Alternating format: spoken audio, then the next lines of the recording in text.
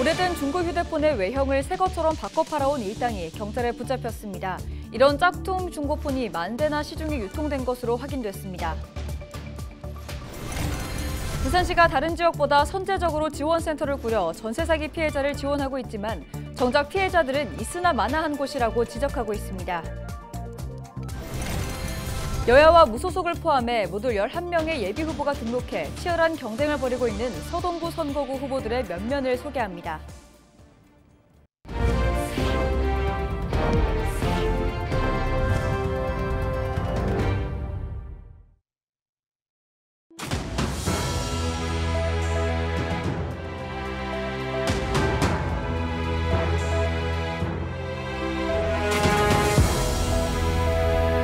시청자 여러분 안녕하십니까? 헬로티비 부산 뉴스입니다. 지난해 전국적으로 전세 사기가 기승을 부리자 부산시는 다른 지역보다 선제적으로 지원센터를 꾸리는 등 대응책을 내놨었죠. 하지만 정작 피해자들은 지원센터가 지원은커녕 피해자를 2번 울리고 있다며 분통을 터뜨리고 있습니다. 왜 그런지 장보영 기자가 피해자들의 이야기를 들어봤습니다. 8개월 차 임신부 정모 씨는 동네의 한 빌라에 새들어 살고 있습니다. 오는 3월 출산을 앞두고 지난해 아파트 가계약까지 마쳤는데 이사를 할 수 없는 처지에 놓였습니다. 집주인이 현재 보증금을 돌려줄 능력이 없다는 편지를 우편함에 남긴 채 잠적했기 때문입니다. 답답한 마음에 전세 피해 지원센터에 문을 두드린 정 씨. 하지만 피해자 입증까지 기다려야 한다는 형식적인 답변만 돌아왔습니다. 전혀 안 와닿죠, 사실은. 저희한테 도움이 되는 실질적인 변호사 느낌은 또 아니었고 본인들도 잘 모르는 그냥 약간 대충대충 이런 느낌이 좀 강했어서 또 여기 가면은 여기 아니다 저기 가라 이렇게 하고 이제 헛수고만 계속 하고 있는 거죠. 전세 사기 피해자로 인정되려면 특별법에 따라 몇 가지 요건을 충족해야 합니다. 우선 집이 경매에 넘어가거나 집주인이 파산해야 한다는 요건입니다. 또 집주인이 보증금을 반환할 의사가 없고 임차인이 기망했다는 사실을 세입자가 직접 입증해야 하는데 현실적으로 쉽지 않은 조건입니다. 기망을 하여 편취하였다는 사실을 입증하기 어려운 점이 있습니다. 이런 입증이 되지 않은 경우 단순한 채무 불이행에 불과하기 때문에 경매 유예가 있는 경우도 많기 때문에 실질적으로 전세 사기 피해자로 인정받기 어려운 경향이 있습니다. 피해자들과 시민사회단체는 부산시에 선제적인 대응을 요구하고 있습니다. 예를 들어 집주인이 손을 놓은 공동주택의 관리 부재로 일어날 수 있는 화재, 단전, 단소 등을 막기 위한 행정 지원 등입니다. 하지만 부산시는 피해자들의 간담회 요청조차 응하지 않고 있는 실정입니다. 좀 어떻게 할 건지를 머리를 맞대고 좀 이야기를 한번 해보자 했는데 그것을 좀 거부하고 있고 최선을 다하고 있는데 좀 억울하다라고 말하고 있는데 건물 관리에 대한 요청을 되게 많이 했었는데 지원을 해준 사례가 거의 없습니다. 현재까지 확정된 부산의 전세 사기 피해는 1,280여 건. 예비 피해자들까지 더하면 그 수는 더욱 늘어날 것으로 보이는 가운데 부산시의 적극적이고 세밀한 대응을 요구하는 목소리가 갈수록 커지고 있습니다. 헬로티비 뉴스 장보영입니다. 4월 총선에 출사표를 던진 후보들을 만나보는 시간입니다. 지난 시간에 이어서 부산 서동구 후보들을 만나볼 텐데요. 서동구 선거구에는 여야와 무소속을 포함해 모두 11명의 예비후보가 등록해 치열한 경쟁을 벌이고 있습니다. 보도에 김한식 기자입니다. 정치 신인이자 부산에서 오랫동안 수산업을 해온 임준택 예비후보. 제25대 수협중앙회 회장을 지낸 임 예비후보는 매일 거리 인사를 하며 얼굴을 알리고 전통시장을 돌며 민심을 듣고 있습니다. 임 예비후보는 지역 현안으로 북항 재개발과 삼복도로 문제, 그리고 공동어시장 현대화 사업을 꼽았습니다. 수협중앙회장 3년을 임기 동안 너무 해양수산 현안이 안 풀리고 제가 이 현안을 꼭 우리 서동구 해양수산 전문가로서 꼭 해결을 한번 해보고 싶은 그런 꿈에서 출마를 하였습니다. 노숙인 활동가인 강성수 예비후보. 노숙인들의 복지를 위해 활동하는 강 예비후보는 자신의 정책을 알리기 위해 지역 곳곳을 찾아다니고 있습니다. 강 예비후보는 지역 현안으로 일자리 창출과 노숙인 복지법 개정이라고 밝혔습니다. 노숙인 시세 자체가 비리가 많습니다. 인집 들어가면요, 노숙인들이 탈노숙 할 수 있습니다. 박홍배 예비후보는 일정상 취재에 응하지 않았습니다. 오는 4월 총선, 각 정당별 본선행 티켓은 단 한 장. 본선행 진출권을 따내기 위한 예비후보들 간 경쟁은 날이 갈수록 더욱 치열해질 전망입니다. 헬로티비 뉴스 김한식입니다. 지난 21일 오후 2시쯤 부산 동래구 온천동의 한 오피스텔에서 불이 났습니다. 이 불로 80대 A씨 등 8명이 중경상을 입었습니다. 또 소방서 추산 2천여만 원의 재산 피해가 발생했습니다.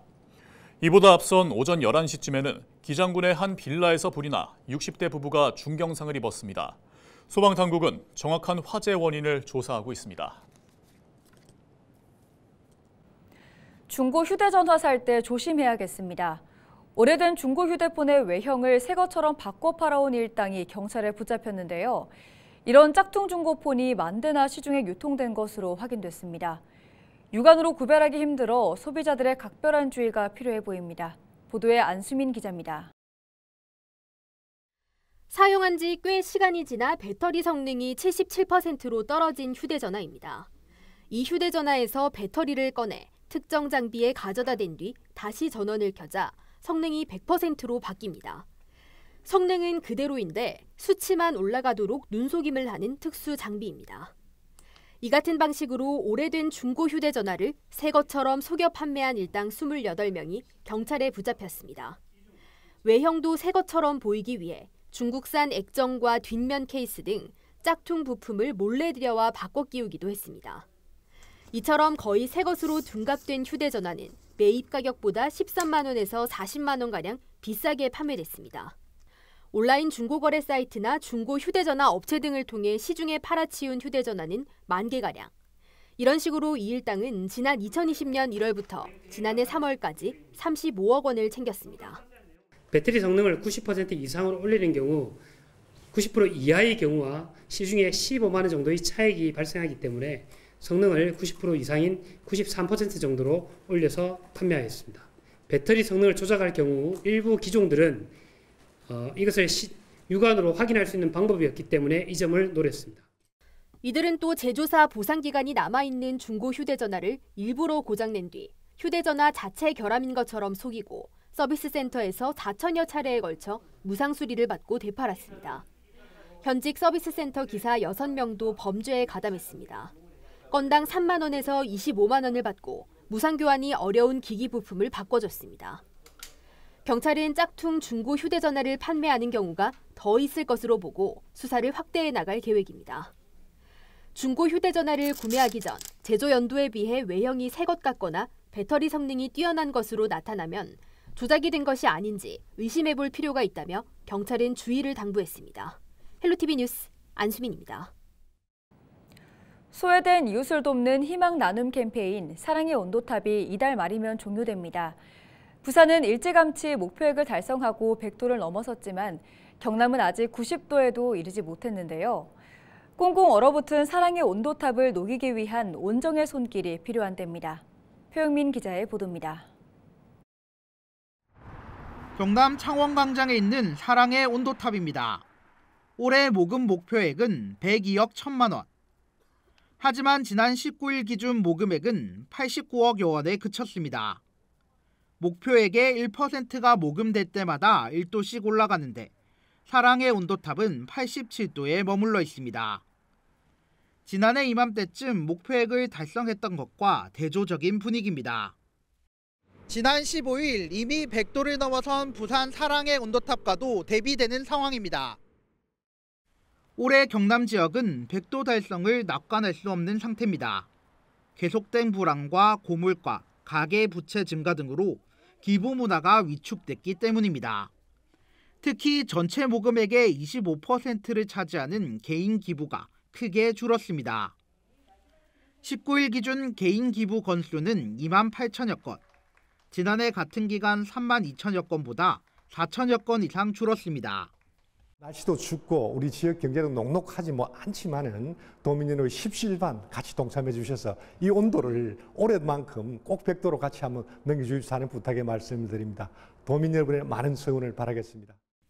희망 2024 나눔 캠페인이 열흘도 채 남지 않았습니다. 어려울 때일수록 더 어려운 이웃을 돌아보는 마음이 필요합니다. 헬로티비 뉴스 표영민입니다.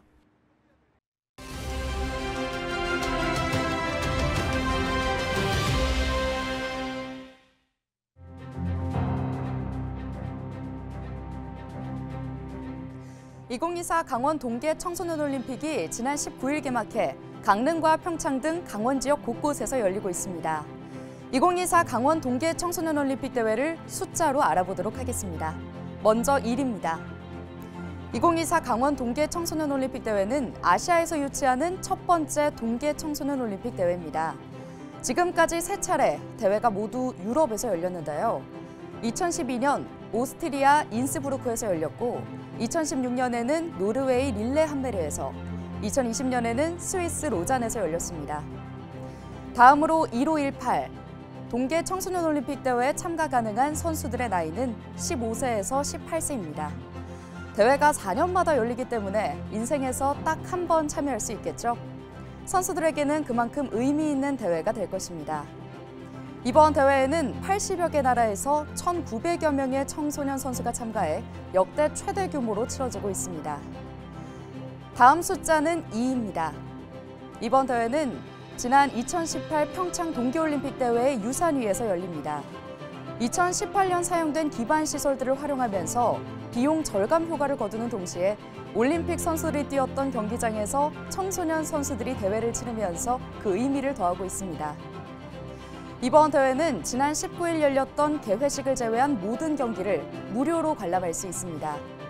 다만 인터넷으로 사전 예약을 해야 하는데 대부분의 경기가 높은 예매율을 보이고 있으나 지난 주말 좋지 않은 기상 여건으로 인해 관람을 포기하는 노쇼가 많이 발생하면서 대회 조직위는 현장 발권을 확대하기로 했습니다. 2024 강원 동계 청소년 올림픽 대회는 오는 2월 1일까지 평창과 강릉, 정선과 행성에서 대회가 진행됩니다. 많은 관심 부탁드립니다. 데일리 브리핑이었습니다.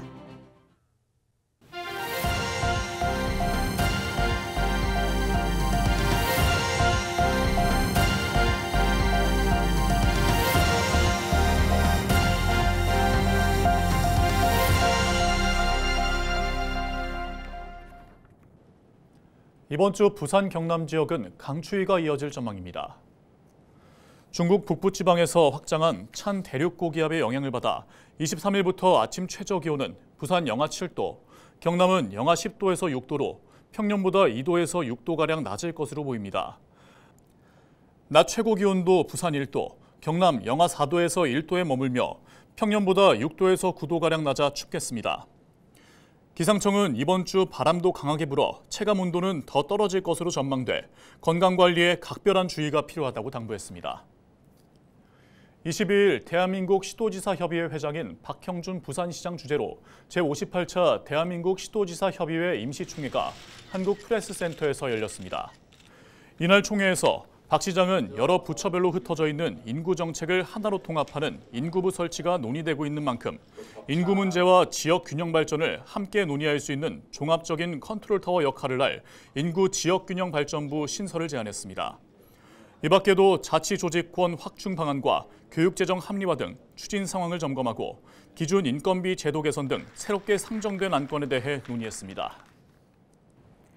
한화오션이 올해 첫 수주로 오세아니아 지역의 선주로부터 초대형 암모니아 운반선 2척 3,300억 원을 수주했습니다.